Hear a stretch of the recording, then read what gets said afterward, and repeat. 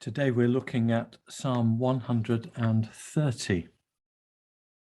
Years ago I knew an elderly priest, now quite long dead, who had had a very tough time in the Second World War in the forces and seen and done things he wasn't happy with or proud of, and struggled with who he was and so on, and went into ordained ministry after his war service, and was always a little bit quirky and odd, and himself a very English eccentric elderly priest as I knew him. And when he died, he left very clear instructions that there wasn't to be a funeral service.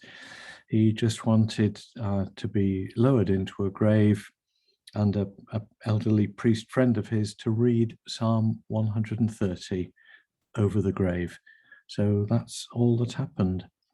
It's a short psalm. It's a very impressive psalm. It's one of the songs of ascents. That is the songs of the pilgrims going up to Jerusalem. But it's a powerful psalm of a man who knows his need for forgiveness and knows that God will redeem his people. Out of the depths I cry to you, O Lord. Lord, hear my voice. Let your ears be attentive to the voice of my supplications. If you, O Lord, should mark iniquities, Lord, who could stand? But there is forgiveness with you, so that you may be revered. That's how it begins. Out of the depths I cry to you, De Profundis in Latin, which leads to all sorts of bits of music and deep thinking. But the depth from which he is crying may be the depth of the grave, but it's actually the depth of one who knows that he's a sinner.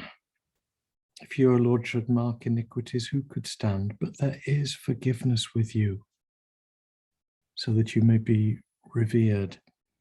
Revered, interesting word. It's not loved, but it's, we bow before you, Lord, or we kneel before you, we fall before you, because you are the one who can and does forgive sin, and we need that.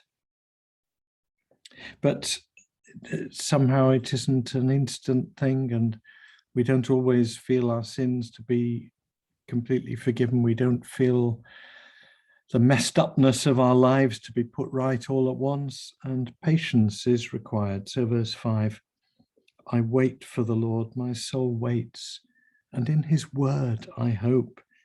My soul waits for the Lord more than those who watch for the morning, more than those who watch for the morning.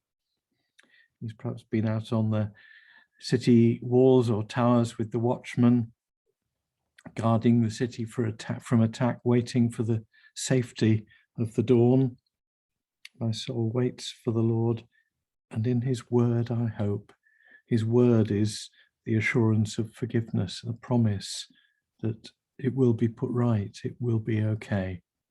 And that patience is required, because however much we can know God in this life, however much we can know forgiveness, we're always aware of our brokenness and our sinfulness. At least the real believer is. And so verse 7, O Israel, Israel meaning all those who belong to the Lord. O Israel, hope in the Lord. Hope in the Lord. The completion of God's blessing and forgiveness and restoration is in the future. Hope in the Lord, for with the Lord there is steadfast love. And with him is great power to redeem. It is he who will redeem Israel from all its iniquities. With him is great power to redeem. We all need to hear that from time to time.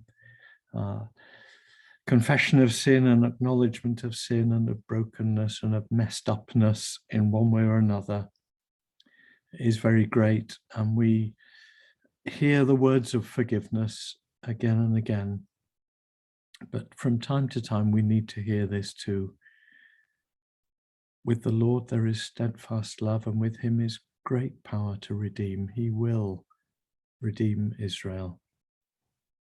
If you find yourself in the depths needing to cry out to the Lord, know that he is attentive, he does hear, that he does forgive, and with him is great power to redeem. Bless you.